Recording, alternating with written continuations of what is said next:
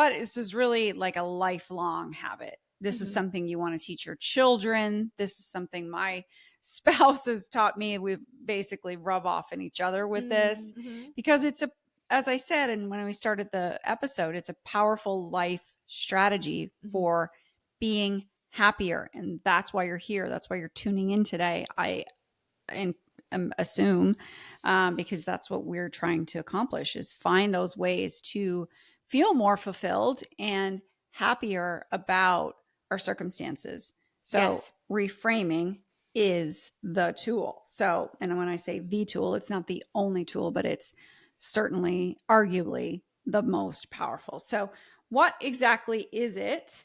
Do you think we explained? Hello, everybody, and welcome back to another episode of Life After Kids with Doctors Brooke and Lynn. I'm Dr. Brooke. And I'm Dr. Lynn. Thank you, ladies, so much for joining us again today. We're so excited to have you here, and we have a really great topic that we're bringing to you. Yes, we're talking about a very powerful tool that's at your disposal. We have a name for it. I'm sure there's lots of ways to describe it, but we call it reframing. And it's a very powerful tool because it has the ability to transform your experience. And it's well within your control, and it has to do with your mindset right now. Yeah, which is, we talk about this in various scopes, but I don't think we've ever just honed in and talked specifically about reframing, because I think we dabble with that all the time when we talk about your mindset and how to look at the positive and everything, but we've never really hit this particular thing on its own as a subject hard, and it is very important. Yeah, and I think you're right. I think we have definitely danced around it. We've definitely pointed to that tool for a lot of different topics. And when we were coming up with topics and things to talk about, I was just I've been drawn to it lately because reframing is very simple. It's just, instead of looking at what's wrong in the situation, in the moment, in your life, it's forcing, I don't like that word. It's choosing to look at what is actually good. We love that quote, and it really is an important one to drive home. What's wrong is always available, but so is what's right. And reframing gets you there. Yeah, that's a quote from, at least the first time I heard it, Tony Robbins. Maybe somebody said it before him, but I think that is so powerful at any phase of life, but especially in this phase when there's a lot of things that we can get down about, right? We can get down about our hormones. We can get down about us getting older. We can get down about, the kids out of the house and it's more quiet now. And we've maybe like all of these things that we can and we talk so much about those things. So I think it's important, because it is important to talk about the struggles too. But I think it's really important to talk about and focus on like the good stuff too. Like, what are the good things we can take from it? Like, I'll give you like a really small, silly example, but man, I can look at this like menopause and perimenopause, and like, you've walked this with me, like the hot flashes, the night sweats, the moodiness, for me, heart palpitations, horrible anxiety. But guess what? I'm almost a year without a period. Isn't that the cutoff point? Yeah, a year you can say like menopause. But seriously, like, can we just like hold some space for hallelujah? We don't have to have a period anymore. That's a good thing. For most of us it is. Yes. Most of us it is. Yeah. Unless you're trying to get pregnant. Well, yeah. I mean, okay, but we're reframing to positive, not negative. But I mean, that's a simple, silly example of like how we can reframe things and also see the positives, right? So we hyper focus in on these 10 years of our life, right? For you guys that are listening. But this is really like a lifelong habit. This is something you want to teach your children. This is something my spouse has taught me. We basically rub off in each other with this because it's as I said, and when we started the episode, it's a powerful life strategy for being happier. And that's why you're here. That's why you're tuning in today. I assume because that's what we're trying to accomplish, is find those ways to feel more fulfilled and happier about our circumstances. So reframing is the tool. So, and when I say the tool, it's not the only tool, but it's certainly arguably the most powerful. So What exactly is it? Do you think we explained it properly? Do we need to give a couple of examples beyond that? You did that great with the menopause. For me, it's anything really. You know, you can kind of get down on like, oh shoot, I thought I'd be retired by now, or man, life seems to be getting harder, especially with children and raising kids. I thought I would be settling down. I thought I would just be like, ooh, let's put this on cruise control. And when you get here, you realize, oh, it just gets more complicated and complex and in some ways scarier in some ways. Bigger kids, bigger problems. Bigger kids, bigger problems. But reframing is really just stopping, not allowing yourself to repeat that thought, but instead to find the good in the situation. So that question, where's the beauty in this? What is good? And then hyper focus on that. Yes. What can I be grateful for? Like all of those questions can spur you on in your scenarios to see the good. Yes. And it's a choice, number one, but it's a habit. And any habit is a muscle that you have to build to get stronger. And listen, if anybody can do this, I'm sorry, anybody can do this if I can do this. So, and I really feel like I've had some good wins with this over the last year. I'm actually patting myself on the shoulder. I'm pretty proud of myself because I tended to think of myself as pretty much a pessimist and a cynic. Yeah, I would really kind of go to, oh shoot, like if something, worst case scenario, if it doesn't look like it's gonna go your way, it's like, oh, okay, well, let's prepare for the worst. Interesting. I don't know if I ever really got that from you. Yeah, you should talk to my husband. It's easy to do. You're not the only one. Yeah, like something would go wrong with work, and I would just, oh, okay, my goodness, and this again, and whatever. And he would just tell me, like, okay, like I think he beat it into me how, like, figuratively, guys, how positivity in the moment is a resilience tool. It's a resilience tool. And that's one of our pillars, building emotional strength and emotional resilience. Life is not getting easier, but you are getting stronger, my friend. Yes, and more resilient. And you're going to learn to look at the situation differently, because I think in almost any situation in life, like, there's something that you can see that's positive about it that will totally, again, reframe the situation for you.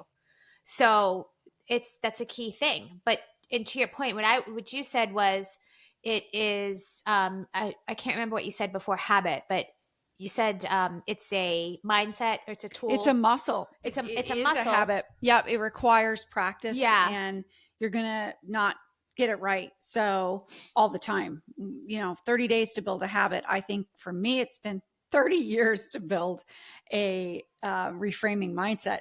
Yes. Or more, because like I said, if you have that tendency to be more pessimistic, cynical, or think about like the obstacles that could occur, I'm proof you can change. So yeah, it's huge. And that's what I was getting at when you said it's a habit, and you took the words out, because you got to build the muscle. It really is a practice, and it's something that you have to practice. Yes, that's good. You can't let your guard down. Like, you have to continue to do it. Yeah. And I think, and you it might be to the point where I was talking to somebody several weeks ago about not necessarily reframing, but sort of, and just saying like, well, how did you get above that? How did you get above all that difficulty that you had? Like, how did you get to where you are? And she said, when I tell you, like, the willpower and the practice, in the practice, in the practice, in the practice, like reminding myself, putting sticky notes up where I could see them,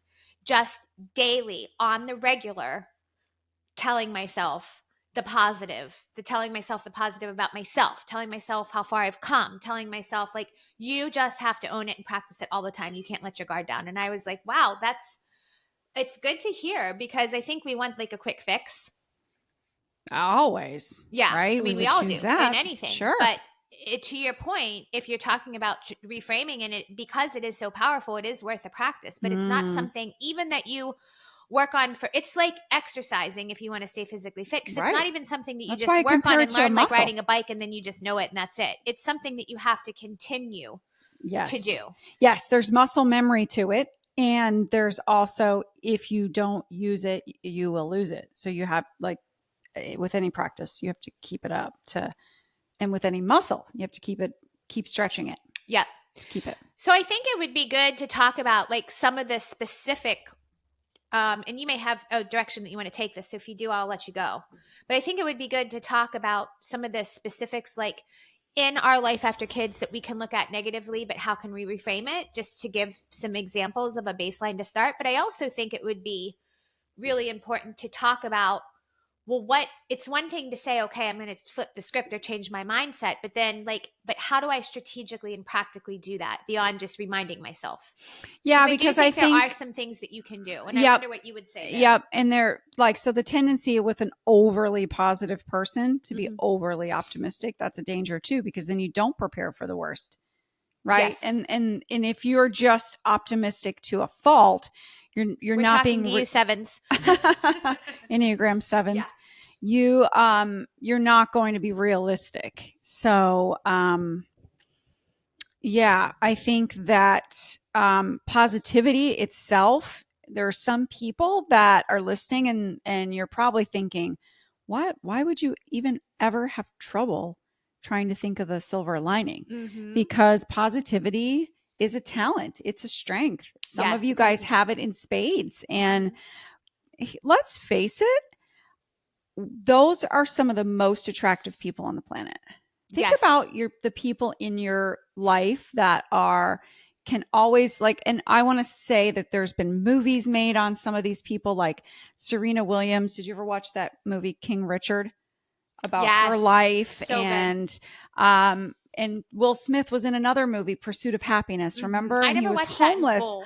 Oh, it was gut wrenching, but he did that for his son. And another movie that comes to mind, Life is Beautiful, about being in a concentration camp, and the director producer was also the actor, and he was playing that for his son. And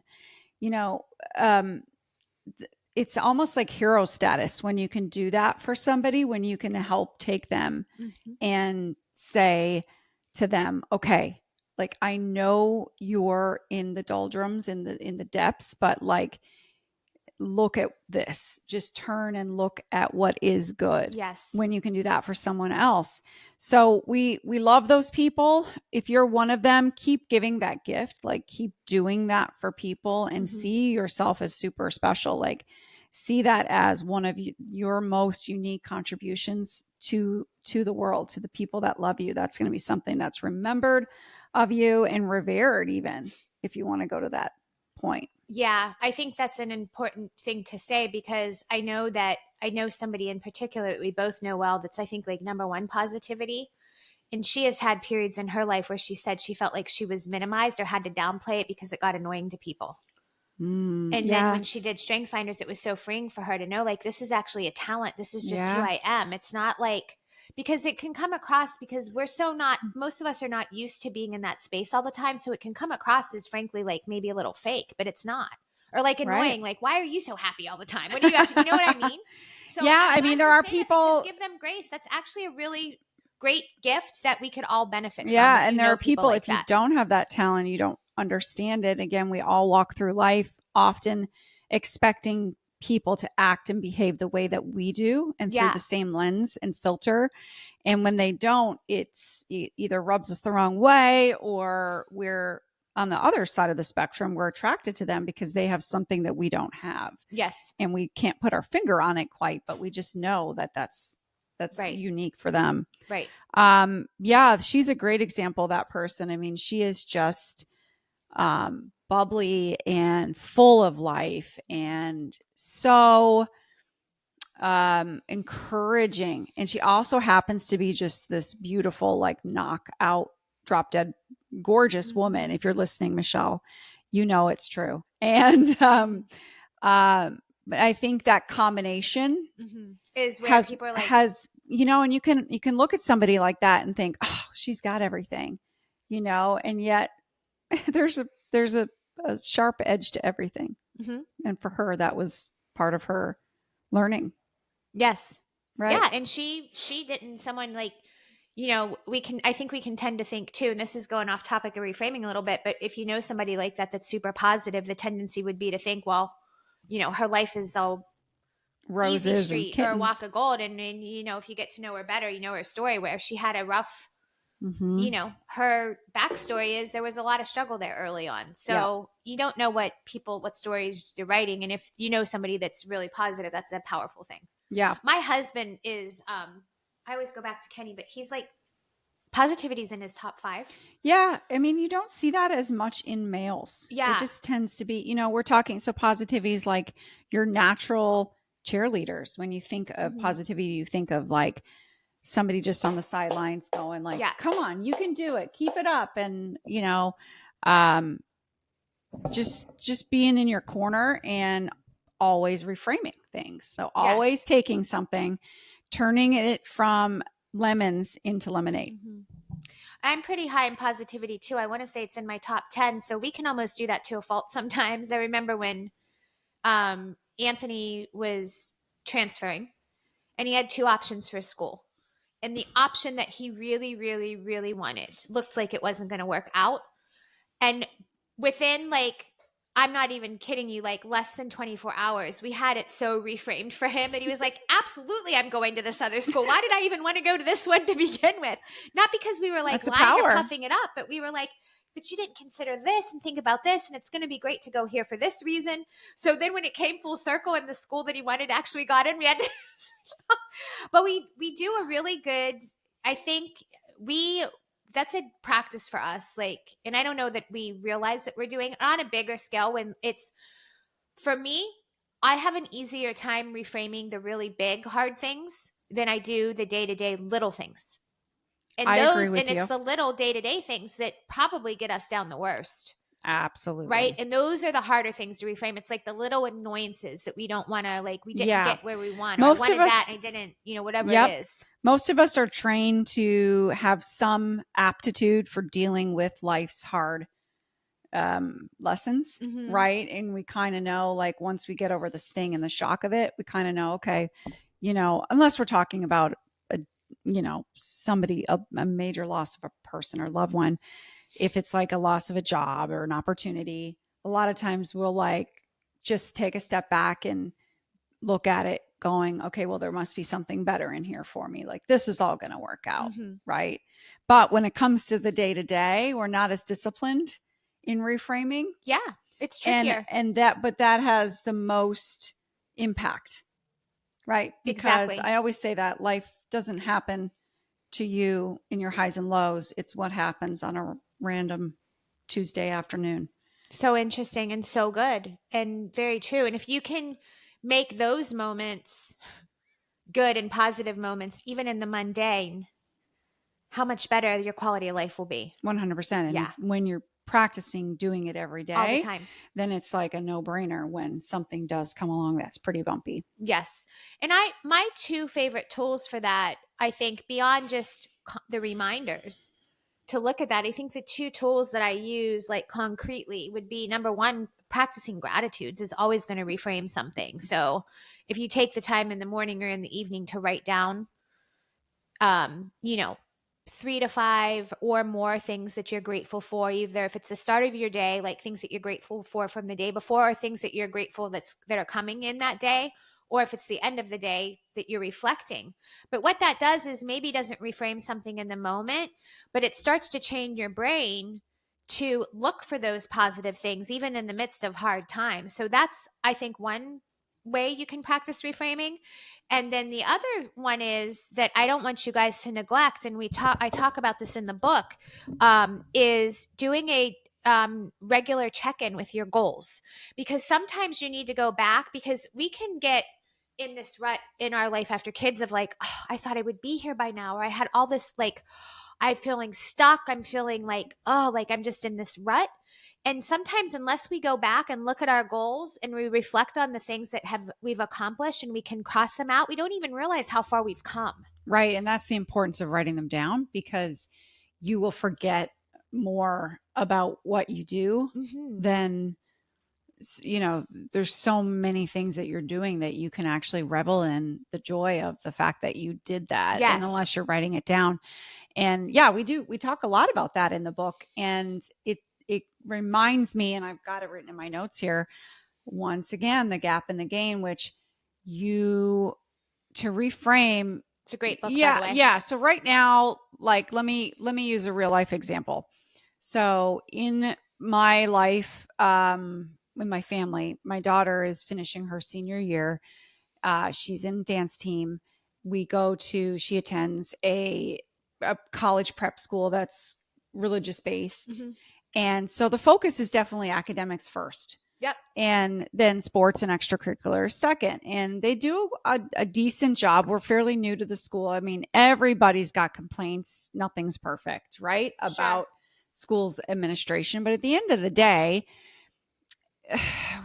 if you know, you'd probably, you know, comparing it to some other schools, mm-hmm. you'd choose your school 10 times out of 10. Yes. Right. Even in spite of their Goods problems. and bads. Yep. Right. Because you're there and likely there's something about it that you like more than, and you're willing to overlook the bad stuff. So, you know, and I see this a lot in sports and especially in dance, but you get a group of parents and, everybody just wants the best for their girls. And I see that wholeheartedly. But there's only so much you can accomplish in 1 year when you're trying to change attitudes and culture.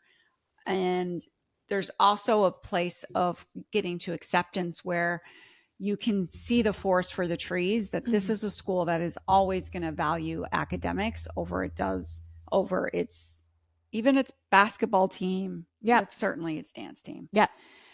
So we can really get down on that and we can think, this needs to change, that needs to change. And you can fight for it. But at the end of the day, we can also look and say, gosh, from where we started to where we are today, and I say that's just been 2 short years, I've seen so much dramatic improvement. And that's just going by my memory. So to your point, if you're writing that down, we have a couple of tools that we love, like the 5-year journal that I just gave you for your birthday. I don't know if you've started to use that, but I use it every night. Do you? Oh, good. You're better than I am right now. I go through periods where I forget to do it. But the benefit of that is, again, you forget so much. But when you come back and you've got 3 or 4 years completed of that same day, what's today, January 23rd, I think, you know, so it's when you're filling out tonight's entry, in a few years, you'll have last year's January 23rd and the year before's January 23rd really and cool. So on and so forth. And it's life happens in those daily mundane details, and writing that down is incredible. You'll remember the big stuff, but when you read the little stuff and you think, holy crap, I've come so far. That's a great way to reframe and just stay in the positive. Yeah. I'll definitely link that in the show notes, the 5-year journal. And you've been telling me about this for a couple years and I never got one. And then lo and behold, you got me one. Actually, it was Christmas. Oh, yes. And yeah. And you talked it up and you're not wrong. It is pretty great. And so I keep it on my nightstand. So I do it every night before I go to bed. I just reflect on the day. So smart. And it only takes honestly 2 minutes because there's only room for maybe 3 sentences max. It's not. So it's just how you were feeling that day. Or I'm doing like highlights, but it is, to your point, on that same page, then there will be when you get to the end of it, there will be 5 years worth of today's January, whatever it is, that I'll look back and see what I was doing on those 5 days. Yeah. So yeah, think about it. So they make a 10-year journal too that I just completed. Wow. So I completed it when Lila was in her junior year. So she was really 6 years old, 6 or 7 when we started it. So that's almost her entire school age. Where we could read back. And some days it wasn't about her. Some days it was like, you know, what the weather was doing. But my favorite entries are ones where it's just talking about what we're eating for supper. Mm-hmm. And, you can look at that and then read that 5 years ago and think, oh my gosh, we've cleaned up our diet so much. Even like that. Right? Mm-hmm. Things like that. Or where the way that you got down about something and then you read it now and you go, oh, I wouldn't even bat Mm-hmm. an eyelash at that today, and so those are the ways that you can compare and just be proud of how far you've come. And to your point, there's that you ask yourself the question, if you're really upset about something, like how many times I've heard this, how much is this going to matter to you in 5 years? Are you even going to remember this? And so to your point, there's a hard and fast concrete, like you might look back at that from 5 years before that you were really upset about. I have something that happened at your daughter's school and you're like, what was I doing? Who cares? I wouldn't have even remembered it had I not seen it, but you reflect on and remember how upset you were in the moment. Yeah. It can be very impactful, I think. And I've only just started, but I can see now how impactful it can be. And I do think for reframing and, not getting stuck in but reframing, and also just being able to be more accepting of what is versus always wanting more or things to be different, is just that alone. If you only focus on that, would change how fulfilling your life was. And it doesn't matter what your circumstances. It doesn't matter if your kids are close by, if they're not close by, if you whatever life looks like, that would, I think, would help just about pretty much anyone and whatever they're doing right now in this phase of life. It's a key thing. And so using those strategies, like the 5-year journal, the goals check-in, whether you do that, you sit down with it once a month and go through if you need to. Like I would suggest, if you're in a bad place and you're feeling like you're in a rut and you're having trouble staying positive, check in with your goals and your framework every 30 days if you need to. But at a minimum, every 6 months, and even better, once a quarter, every 3 months, and just remind yourself what you've done and how far you've come, and start to reframe that. And then the gratitude practice in the 5-year journal, it will change things for you. It just rounds it out, doesn't it? And tops it off. And yeah, I mean, the thing that you're exclusively in control about, there's a lot of things that we actually think we're in control of, but we really aren't. Yeah. But the only thing that you can say, I'm 100% in control of, is how you think and what you're thinking. And so take whatever it is away. That's why I love that movie, Life is Beautiful. And I think All the Light You Cannot See by Elie Wiesel as well, which is a book years ago. It was a Oprah book club choice, and it's on my 2025 bucket list to read. It was on my 2024 bucket list to read. Did it make the cut? Oh man, I just know it's going to be hard. But isn't that the Oprah book or the Viktor Frankl book? Oh, I'm sorry. Did I call it Elie Wiesel? Yeah, you said All the Light You Cannot See, but I think you're talking about the Viktor Frankl. No, that's not the title. Oh, you're confusing them. Viktor Frankl's book is okay, I have to Google that now. You need to Google it, and it's right on the tip of my tongue, and I'm having So All the Light You Cannot See is Elie Wiesel. I don't know the author of that, but I know what book you're talking about. But I knew as soon as you said it, I know you well enough to know that's not the book she's talking about, because I was going to say Viktor Frankl. And I want to say Measure of a Man, and it's not that either. No. Yeah, so this came up something because man, I think some Man's Search for Meaning. Man's Search for Meaning. Thank you. Yeah, well, that I'm sure All the Light You Cannot See. I don't know, but the Man's Search for Meaning is what you were talking about, because he was in a concentration camp. You can explain it more, but and I can't get myself to read it. I'm sure it would be life altering. Yeah, but talk about reframing to still find joy in the midst of being in a concentration camp. Right. And that was, there's a whole school of philosophy that came from that, and positive psychology that came from his experience. I mean, he lived this. And he was a psychologist, I believe, right? In the midst of that. So. And it's not a fairy tale. It's not a fable. Like he practiced this. And so the strength, I mean, I guess if you can be positive and find the strength, the resilience to stay positive under those circumstances, we really have no excuse, right? Yes. There's no excuse. It's a choice that we need to exercise, that we can or cannot exercise, but there's no excuse. Yes. I try to remind myself, like one of my go-to phrases is, okay, Brooke, and this is just something I might even say to myself in my head. Sometimes it's out loud to whoever I'm with is like, all right, let's take a step back and catch our breath. This is a first world problem. Like there are far bigger issues. Mm-hmm. And that's also not to say like to minimize, because your feelings are real too. And sometimes it's okay to feel those feelings. It's perspective. But it's all perspective. But to put it in a more positive perspective, sometimes we do have to take a step back and go, okay, yeah, this stinks and I'm not happy about it, but also like this could be a lot worse. Like, yeah. you I know, think that's what my husband has been beating the drum about when I say, he's helped me reframe. That's a lot of what he does in that situation. And I see it rubbing off on our daughter, and it's a good thing because at the end of the day, he has a lot of, I would credit him with a lot of, emotional resilience. mm-hmm.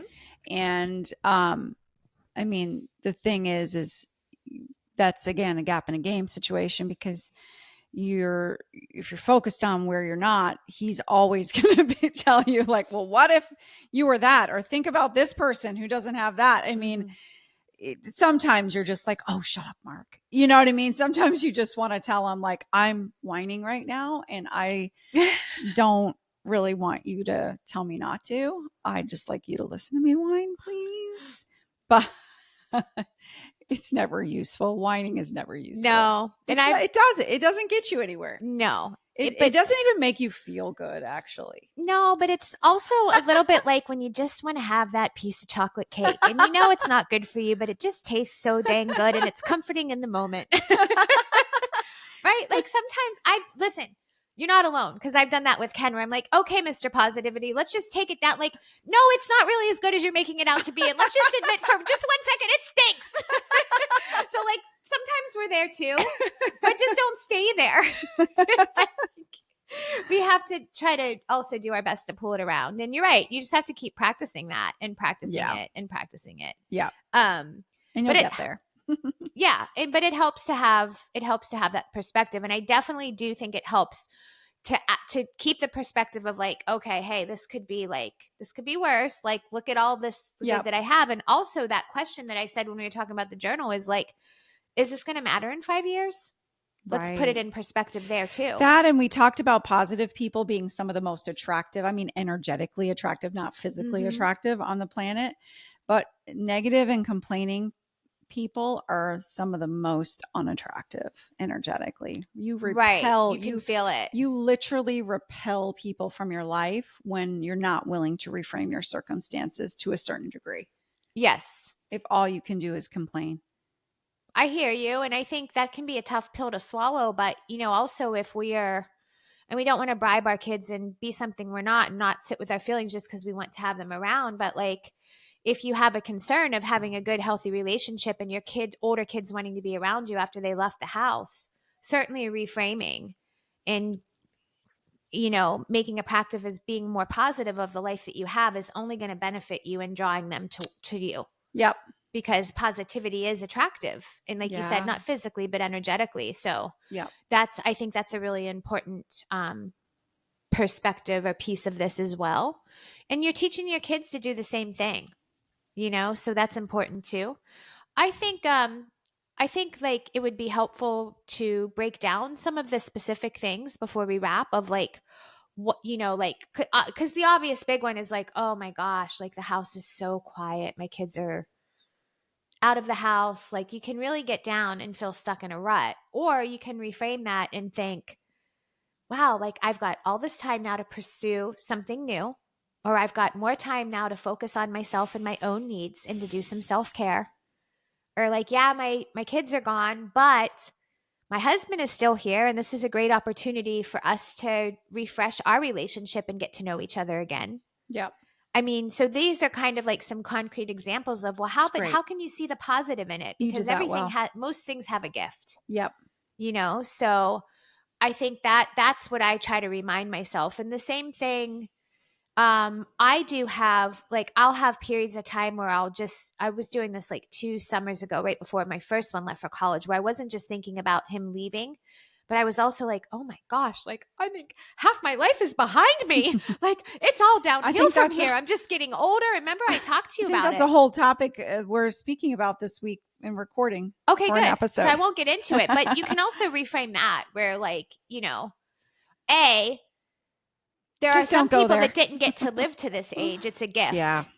Right. Amen. And B, there are so many tools that thank goodness we live in a time where we have so many tools and things that we can do to keep us healthy longer and very active and independent. Like, thank the Lord for that too. Like, there are so many ways you can change it. The experience we have because of our age, the ability to let go of the things that don't matter because we've learned that from our age. I mean, I could go on and on. So, yeah, and you look like you're ready to go to sleep. So no, I'm laughing at the part where you said the ability to not care about, things and what people's opinion. Yeah, I'm still working on that. Yeah, one. No, I'm right there. I'm that old lady on Jay Leno who can't keep like. Have you ever seen that? Oh, where she's just like, saying it like it is. Yeah. Oh, I'm so far Some from days that. I feel like I'm her. That's hilarious. That's a whole new Lynn. But yeah, I think I don't know. I mean, do you have anything else to say? This is an important perspective to have and a reminder just to. Yeah, it's a tool, and tools only stay sharp when you use them. Yeah. And you can only see the impact of the tool when you use it. And I would just say, again, just to reassure anybody out there who's not convinced they could do it or they want to do it, it's one of those things you just have to walk for yourself. But now that I'm on the other side, I would never, I feel like I can do for myself what I used to rely on my husband to do for me for so many years. And that feels amazing. That feels like strong, and it feels like there's a confidence in that, I'm going to be okay, because I can choose to walk on the positive side. Yeah. And it's really, it's almost hard to explain the difference, but it really is like life on the, your glass is half full versus half empty is just so much more fun. It's just, you're happier. You literally are happier. Yes. So to get to the happy side, you've got to reframe. Yes, I love it. And I will link in the show notes the books that we mentioned, which was Viktor Frankl's book, Gap in the Gain by Benjamin Hardy is a good one for this too. I'll link the 5-year journal. Great. You should know, if you don't know where you can find the Life After Kids Goals framework, you can go to our website, www.lifeafterkids.com, and it's under the resources button, and it's free. You could also purchase, if you want to, a poster size if you want to keep it on your wall to remind you somewhere. Like I keep mine in my laundry room because that's where I spend a lot of my time. And we have a little video tutorial as well that helps you to get better use out of it. And it's very cheap. I think it's like $5. Yeah. So there's a lot of tools there for you. I'll link everything. And I just, I appreciate you joining in the conversation again. I appreciate you, Dr. Lynn. Thank you everyone for joining us. Make sure you're following us on Instagram, Facebook, and TikTok. I already let you know about the website. YouTube, we are on if you would like to watch instead of listen. And good luck with changing your perspective this week. I hope you have an awesome day and an even better week. Well said.